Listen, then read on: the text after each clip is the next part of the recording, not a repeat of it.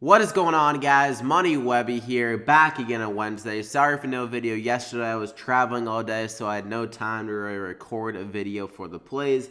Ended up tweeting out some plays around an hour before lock. They worked out pretty well. We had Anthony Davis in there, who went absolutely off last night. Lou Williams had a solid night. My value guy, Jacob Poeltl, however you say his name, on the Raptors, returned some value for us off the bench. Also, a play that was looking very good at halftime was Karis LeVert. He bought like 20 DraftKings points in the first half against the Warriors. But then the Warriors ended up just clamping down on defense in the fourth quarter. He wasn't able to do literally like anything in that quarter. So all in all, it was a pretty good night. Also, we had Rondo in the plays. Eric Gordon did okay. Like most of the guys like didn't really do bad. They all did like around safe value, but not Anthony Davis and Lou Williams are the guys that really killed it for us. So drop a like in the video though if you're excited to win some money here tonight. We've been having some good plays recently, so let's try to keep it going here tonight. Let's up the bar a little bit. Let's see if we can get over 150 likes. We're within 200 subscribers and away from 4,000 subscribers. So I'm very excited about that. Can't wait to have that tournament. Also, we got March Madness coming up. I'm probably going to try to host my own March Madness pool with all you guys if you're interested in doing that. Maybe like a $5 buy-in or something like that. So that would be cool if we could do that. But let's just get into the plays. My Money 6, the best plays out there. And also subscribe to join the Money Mob to get these winning plays every single day. So we're going to go with my boy LeBron to start it off at 11,400. Why not, right? He's only played 3 quarters in the last 3 days. We had the game against Detroit where he was going absolutely off. Very hot from 3. 31 points, 7 rebounds, 7 assists, and only 3 quarters there. Turned into a blowout. This game against Denver, especially on the road, I do not see him being a blowout at all. It should be close throughout. The game against Denver was extremely high scoring just a few days ago, and he got 67 DraftKings points, got the triple-double, so I expect another 60-plus DraftKings point total for LeBron, and his price went down for whatever reason, so I like this spot here. An up-tempo game. Denver did play yesterday as well, but they rested a couple of their guys. They didn't really play that many minutes, so that doesn't have me that worrisome. I think that will help LeBron, if anything, in this matchup, so lock him in there. He's been absolutely killing it when he gets the rest like we saw after the All-Star break, and he's kind of rested up for this game. So we're going to stick with the Cavs, though. Definitely trying to stack up this game. George Hill at 4,700. He's had some huge games, and against Denver, one of the best spots you can attack them is definitely at the point guard position. We saw that last game against Denver for this Cavs team. George Hill dropped 17, 4, and 4. He's had a couple good games, like I said, against Brooklyn, 44. That game against Denver, the game against Memphis, he dropped 29. So he's definitely capable of returning good value here. I think he can approach almost 30 DraftKings points yet again in this up-tempo, high-scoring game. He's looked very good in some of these games. Against Brooklyn, I was watching some of that game. Looked great there, so I think sets up nicely for another good game. Lock him in there. It says the same thing like 100 times, but George Hill, you get the point. He's going to have a good night there. But Will Barton, like I said, I'm stacking up this game at 7,000 going against Cleveland. We've seen time and time out the small forwards and the shooting guards have been absolutely dominating the Cavs this year. Will Barton, he can play the 2, he can play the 3. He gets solid minutes every game. His usage is always great. Gets rebounds, assists. So against the Cavs here, I think he's very safe.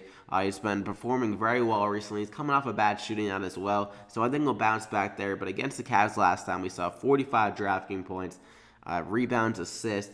Up-tempo game here. He's been just absolutely going off recently. Over 35 DraftKings points. What is that? His last 5 games. So great to see there. 7,000 price tag. Only needs 35 DraftKings points. The return value, I think he'll get over 40 DraftKings points, honestly, in this game. Love him as a player. Underrated player. Great off the bench. Similar to Lou Williams, it's a high-usage guy.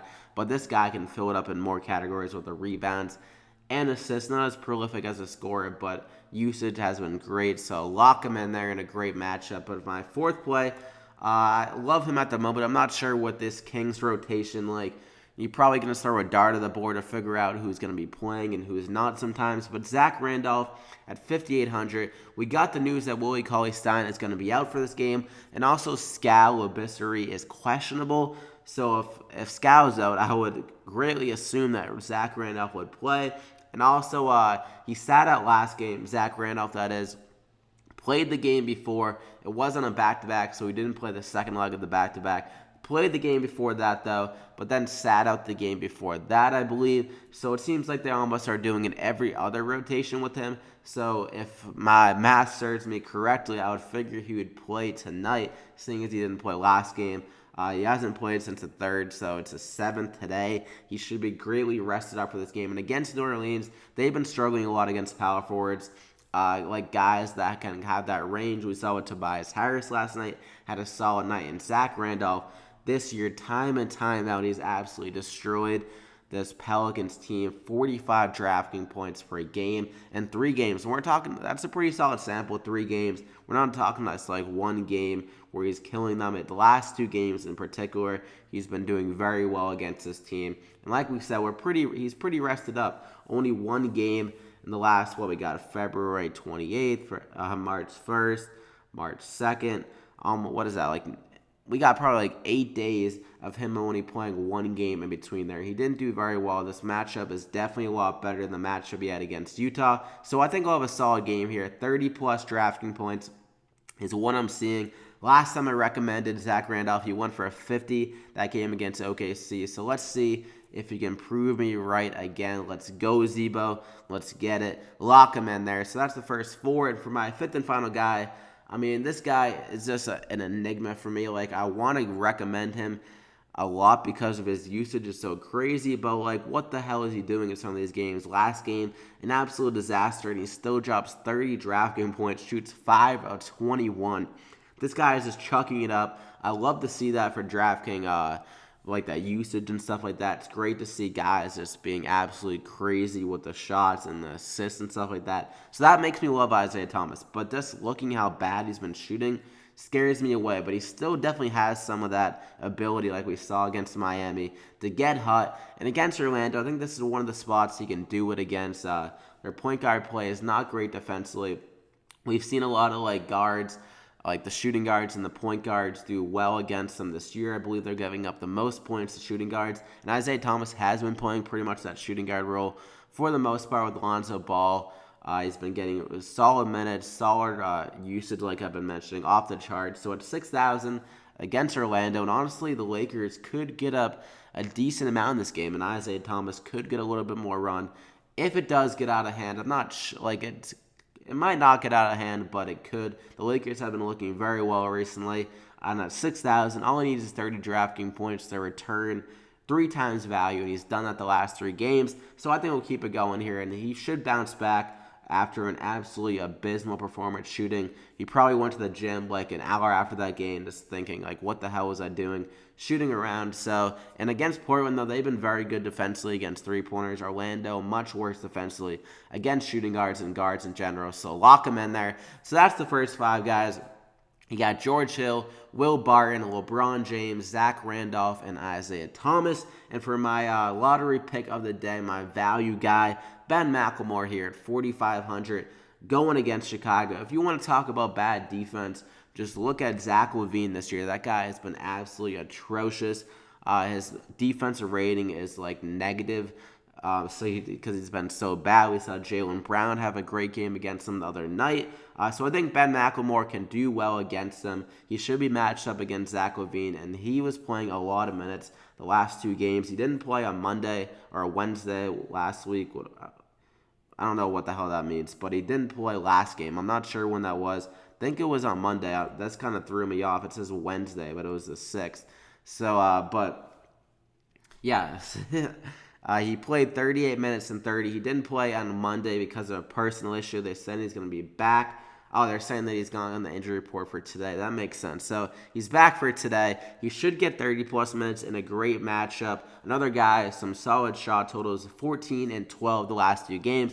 Memphis is absolutely a train wreck outside of really like Marcus Gasol. So Ben McLemore, probably the best matchup on the court. will definitely be probably that second guy they go to here. So I think it'll be Gasol having a solid game. He is priced up a little bit, but McLemore will have 10-plus shots, I believe. And if he can get some rebounds like he did last game, that would be great to see. Normally, he's not a great rebounder, but hopefully he gets some and hit some threes against Chicago because they're not good defensively if you look at these numbers. So Ben McLemore, lock him in there for the lottery pick of the day. And that gets you up to 5,300 remaining per player. So I hope you guys enjoyed it. Drop a like in the video if you did. 150-plus likes. Greatly appreciate that. If we could get that, I would feel amazing. And then subscribe if you haven't already to join the Money Mob and get these winning plays every single day. And you can stay updated with me on Twitter at MoneyWebby for any updates on these plays. Like if Zach Randolph decides he doesn't want to play tonight, then I'll have to update that play, obviously. But the game is at 10 p.m., which sucks. Hopefully we get word before that. But if Scala Bistri is like questionable and he's questionable going into 10 p.m., I would assume that Zach Randolph would be playing. But that is it, guys. Hope you guys enjoyed. I wish you guys the best of luck on Wednesday. What we got for a slate? We got a 7-game slate here tonight. Should be a good one. Let's keep the fire rolling, guys, and we'll see you back here again tomorrow.